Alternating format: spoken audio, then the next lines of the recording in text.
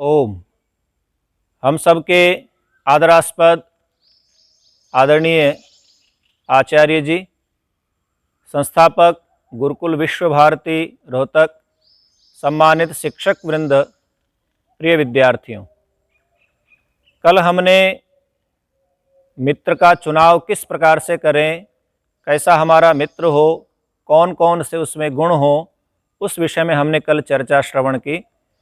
परोक्षे कार्य हंतारम प्रत्यक्षे प्रियवादिनम वर्जयन तादृशम मित्रम विषकुंभम पयोमुखम, कि ऐसा मित्र जो परोक्षे कार्य हंतारम, जब हमारे सामने नहीं है उस समय किसी और के सामने हमारे द्वारा किए गए कार्यों का हनन कर रहा है या हमारा अपमान कर रहा है या कोई ऐसी बातें जो दूसरों को बताने लायक नहीं है उनको बता रहा है। प्रत्यक्षे प्रियवादिनम, और आपके समक्ष अर्थात मित्र सम्मुख होते हुए प्रिय बोलता है, मधुर मधुर मीठी मीठी वाणी बोलता है, तो ऐसे मित्र को छोड़ देना चाहिए। जिस प्रकार से दूध से भरा हुआ घड़ा हो और उस घड़े ऊपर जो है उसमें विष भरा हुआ हो, जिस प्रकार से उसको छोड़ देते हैं, ऐसे मित्र का त्याग कर देना चाहिए। महाभारत में द्रोणाचार्य और द्रुपद दोनों की मैत्री गुरुकुल के अंदर हुई और द्रुपद ने समावर्तन संस्कार के पश्चात घर लौटते हुए कहा कि कभी भी किसी प्रकार की कोई आवश्यकता हो तो ज़रूर मुझे स्मरण करना और मेरा जो भी शासन राज्य होगा वो तुम्हारा, आधा तुम्हारा होगा। जब द्रोणाचार्य को आवश्यकता पड़ी और द्रुपद के पास गए तो मित्रता भूल गया, तो द्रोणाचार्य ने प्रतिज्ञा की कि ऐसे को दंड देना जरूरी है। और राजकुमारों को शिक्षा देने के पश्चात जब पांडव और कौरव दोनों ही निपुण हो गए तो सबसे पहले उन्होंने द्रुपद के ऊपर आक्रमण किया और अर्जुन ने उसको बंदी बना लिया और आधा राज्य उसका द्रोणाचार्य ने स्वयं अपने लिए ले लिया। तो ऐसे मित्र को दंडित करना भी धर्म है। और इसके साथ में हम कृष्ण और सुदामा के चरित्र को सुनते हैं। जब दोनों की मित्रता थी तो कृष्ण ने कहा कि यदि कभी किसी प्रकार की कोई आवश्यकता हो तो मुझे ज़रूर स्मरण करना। और ऐसी दरिद्रावस्था जब घर के अंदर हुई, खाने को अन्न भी नहीं था, तब वो कृष्ण के पास गए तो जितना मुट्ठी चावल लेकर के गए थे वो सारे कृष्ण ने खा लिए, जैसा हम सुनते हैं। और उसके पश्चात घर की अवस्था देखी, समझी, अपने सैनिकों को भेजा, सारी बातों को जाना और उसके लौटने से पहले सारी भवन आदि बना करके और सुंदर सारी व्यवस्थाएं अपने मित्र की कर दी। तो मित्र जो है सुखकारी होता है। मित्र के लिए एक सुहृत शब्द जो है प्रयोग किया जाता है। जिस प्रकार से हृदय प्राण प्रिय हम सबको होते हैं, ऐसा जो मित्र है जो हर प्रकार से हमारा सहयोग करे, और केवल ऐसा नहीं कि केवल वही मित्र सामने वाला ही सहयोग करे, हमें भी उसी प्रकार का अपने मित्र का सहयोग हर प्रकार से करना चाहिए, उसको पाप से बचाना चाहिए, हितकारी कार्यों में जोड़ना चाहिए। तो ये चर्चाएं हमने कल श्रवण की हैं। मैं और शास्त्रोक्त विचारों को श्रवण करने के लिए, अपना मार्गदर्शन प्राप्त करने के लिए मैं पूज्य आचार्य जी से निवेदन करूंगा कि वो हमारा मार्गदर्शन करें। पूज्य आचार्य जी। विद्यार्थियों की सर्वविध उन्नति के लिए समर्पित श्री आदरणीय आचार्य नंद किशोर जी, अनुभवी एवं कर्तव्य पालक अध्यापक गण तथा प्यारे ब्रह्मचारियों, विद्यार्थी पढ़ रहा है, उसके बुद्धि जैसी है उस बुद्धि के अनुसार कुछ उसके पल्ले पड़ता है, कुछ नहीं पड़ता है। व्याकरण महाभाष्य में कहा है, समानम ही है माना नाम समानम अध्यक्ष माना नाम केचिद अर्थयुज्यन्ते अपरेण। जो समान रूप से गुरु जी से पढ़ रहे हैं, समान रूप से शिक्षा प्राप्त कर रहे हैं, समान रूप से गुरु जी के द्वारा सब कुछ बताया जा रहा है, सबको बराबर बताया जा रहा है, कुछ तो उसको तुरंत ग्रहण कर लेते हैं, कुछ उस सार को समझ लेते हैं, कुछ नहीं समझ पाते। तो ये बुद्धि का फर्क है। जैसी जिसकी बुद्धि है वैसा वो करता है। अब जो विद्यार्थी कमज़ोर होता है वो हम प्राय देखते हैं कि वो घबरा जाता है और वो पढ़ाई छोड़ बैठता है। जो अच्छा विद्यार्थी होता है वो पढ़ाई निरंतर करता है। इसका कारण एकमात्र कारण है धैर्य की कमी। जिस विद्यार्थी के अंदर धैर्य है वो पुनः पूरक परीक्षा दे करके और फिर उसमें सफल हो जाता है। लेकिन कोई कोई ऐसा होता है दूसरी बार परीक्षा देता है उसके बाद भी सफल नहीं होता। और उसके बाद फिर वो तीसरी बार फिर परीक्षा देता है, तो वो धैर्य के कारण सफल हो रहा है, धैर्य के कारण से निरंतर लगा हुआ है। धैर्य यदि उसके अंदर है तो वो लग रहा है, पढ़ाई कर रहा है, सफल हो रहा है। और जिसके अंदर धैर्य नहीं है वो पढ़ाई छोड़ बैठता है। और एकमात्र कारण इसका बुद्धि की न्यूनता है। बुद्धि यदि न्यून हो गई तो उसको धैर्य, फिर कहाँ तक धैर्य धारण कर, जब 3 बार परीक्षा में फेल हो गया। हम देखते थे, हम पढ़ते थे, तब हमारे साथ एक फरमाने गांव का विद्यार्थी था, वो 3 बार परीक्षा दे करके पास होता था। मैं भी आश्चर्य करता था कि पहली बार फेल हो गया, दूसरी बार फिर उत्तीर्ण हो गया, तीसरी बार फिर उत्तीर्ण हो गया, उसके पश्चात फिर वो चौथी बार पास हो गया। प्रत्येक परीक्षा 2-2, 3-3 बार करता करता उन्हें शास्त्री की सरकारी सेवा में पहुंचा। तो ये धैर्य का कारण है। विद्यार्थी को धैर्य पूर्वक अपनी पढ़ाई में दत्तचित होकर के लगा रहना चाहिए। हमने देखा था जब हम छोटे छोटे थे, माताएं गवारनी से सुइयां लेकर के तेल के बारे में डाल देती थी। हम पूछते कि तेल के बारे में क्यों डालती हो, तो वो कहती कि इसके जंग नहीं लगेगा। और हम देखते थे कि जिस सुई को जंग लग गया, वो सुई यदि कपड़ा सीलते हैं तो सुई कपड़े को ठीक सीलने पर कपड़ा फटता है, जंग लगा हुआ है तो। और जो पहनी सुई है वो कपड़े को बहुत बढ़िया सिलती है। तो बुद्धि पहनी हो जाती है यदि इन्हीं को लगा रहता है तो, और पहनी बुद्धि हो जाती है, बुद्धि बढ़ जाती है, बुद्धि काम करती है। तो धैर्य पूर्वक अपनी पढ़ाई में जुटे रहना चाहिए।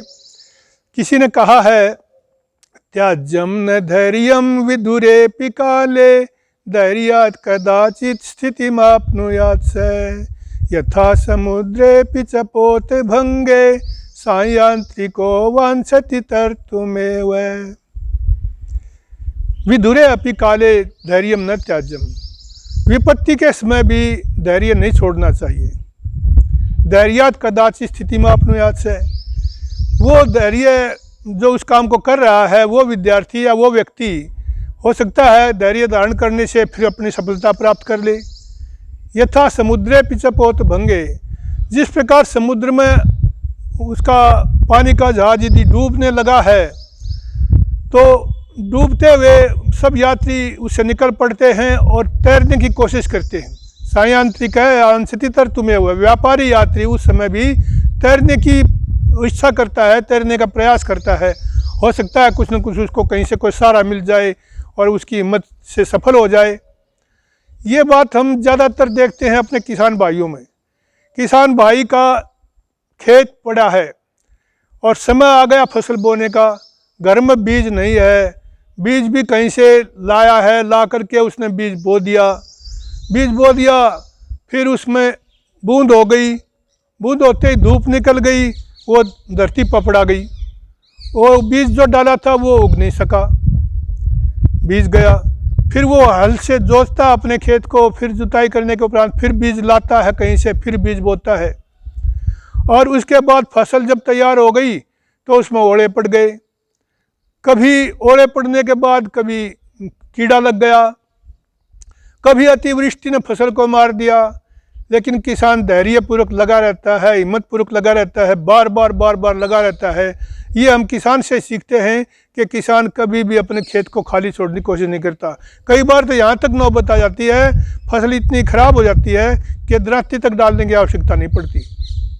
तो किसान का धैर्य अनुकरणीय है। हम रामायण का उदाहरण देते हैं। महाराजा दशरथ जब बूढ़े हो गए, राज्य की व्यवस्था देखने में असमर्थ हो चले, तो उस समय उन्होंने अपने मंत्रिमंडल को बुलाया और मंत्रिमंडल के सामने प्रस्ताव रखा कि मैं श्री राम को राज्याभिषेक करना चाहता हूँ। राम का राज्याभिषेक करने के लिए कौन मना करता, क्योंकि राम का चरित्र, राम का स्वभाव, राम की कर्मठता, राम की शूरवीरता से सभी परिचित थे।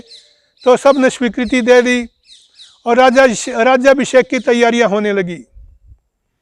राम कैसे थे इस बारे में चर्चा आती थी। जब रामायण लिखने से पहले की बात है, उस समय नारद जी ने वाल्मीकि ऋषि से पूछा कि इस पृथ्वी पर कौन ऐसा मनुष्य है जो धैर्यवान है, गंभीर है, शूरवीर है, ईमानदार है, धर्मात्मा है, कर्तव्य पालक है, श्रद्धालु है, विनम्र है, बहुत सारे गुण हैं। तो उसमें वाल्मीकि ऋषि कहते हैं कि हे नारद जी, ये जो आपने गुण बताए, एक ही व्यक्ति में इतने गुण हैं, ये बड़े दुर्लभ गुण हैं। लेकिन फिर भी राम एक ऐसा व्यक्ति है जिसके अंदर ये सारे गुण, एक ही मात्र राम में ही सारे गुण हैं। समुद्र हुए गांभीर्य धैर्य ने हिमवान हुए।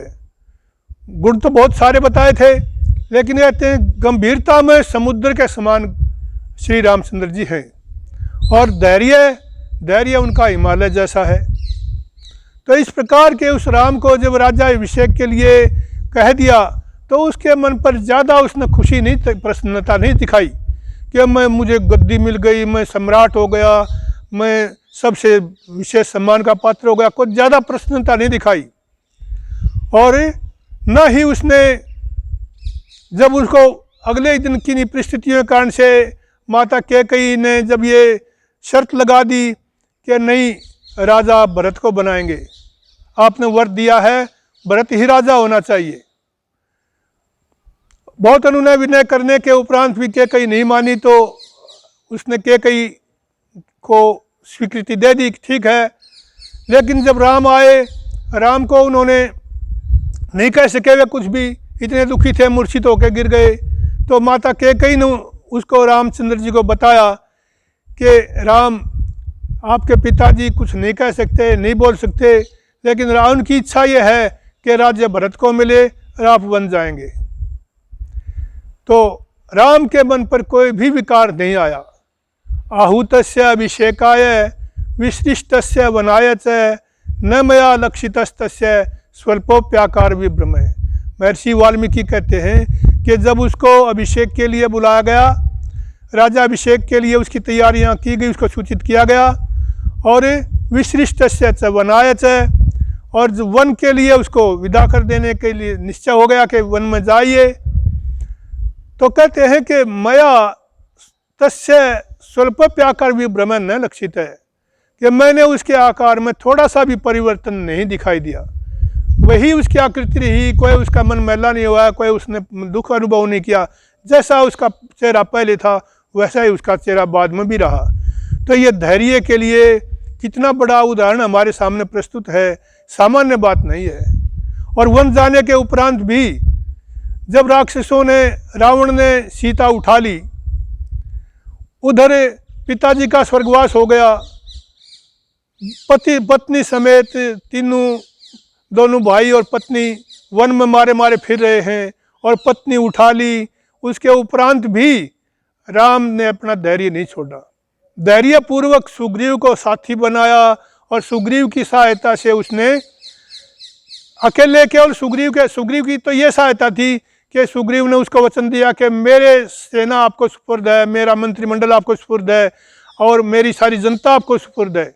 जनता भी जुट गई, सारा मंत्रिमंडल जुट गया, सभी जुट गए, और मंत्रिमंडल ने यह काम किया। उसमें जो रावण से आतंकित थे उन सब को मंत्री भेज करके राम ने उन सबको उसकी सेनाएं बुलाई, इकट्ठा किया। वो एक बहुत बड़ा देवासुर संग्राम था। केवल सुग्रीव की सहायता से रावण पर विजय नहीं पाई गई। रावण तो ऐसा वीर था, ऐसा शक्तिशाली था, उसने तो इस पृथ्वी के बड़े बड़े राजाओं को सबको हरा दिया था, परास्त कर दिया था। तो जो रावण से दुखी थे, जो रावण से आतंकित थे, सबको श्री रामचंद्र जी ने एकत्रित किया। ये महाभारत से भी बड़ा युद्ध था, देवासुर संग्राम था, और इस देवासुर संग्राम में श्री रामचंद्र जी ने विजय पाई केवल मात्र किस लिए? धैर्य के कारण से। नहीं तो व्यक्ति टूट जाता है। अरे जिसका पिता मर गया, पत्नी उठा ली गई, जंगल में मारा फिर रहा है, उसके अंदर क्या हिम्मत रह जाती है। हम देखते हैं किसी का जवान बेटा मर जाता है, उसका पिता जो है ना एक प्रकार से अधमरा हो जाता है। तो श्री रामचंद्र जी में ये गुण था, धैर्य के कारण से इतनी बड़ी विजय पाई, और उन्होंने सफलता के साथ, धैर्य के साथ अपने प्रजा को संतुष्ट किया। ओम। आदरणीय आचार्य जी का बहुत बहुत धन्यवाद, आभार।